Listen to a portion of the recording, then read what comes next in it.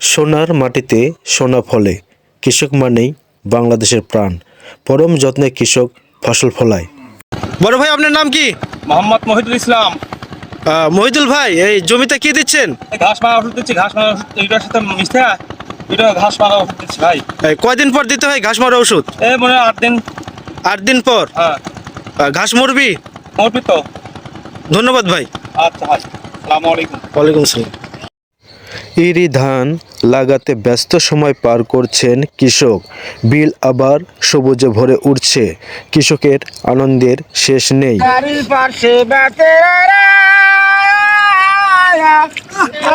আছে সরাতে দাঁড়ারে এত বেলা হয় ভাবি গান পান্তা নাই মোর রাতে ফুল বকুল ফুল সোনা দিয়া হাতখানি বান্ধাইলো আন্ত ফুলের লাজ নাই রাইতে শালুক ফুটেলো রাইতে শালুক ফুটে ওরে যার সাথে যার ভালোবাসা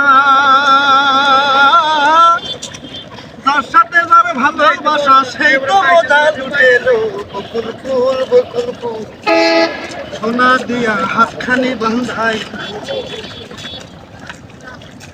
আমার জামাই হাল বয় হরিণ নাগার মাঠে হরিণ নাগার মাঠে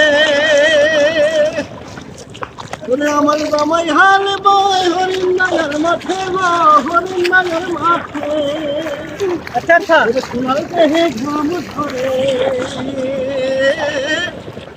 সোনার দেহে ঘাম ধরে দুঃখে পরাণ ফাটেলো বকুল ফুল সোনা দিয়া হাতখানি বান্ধাই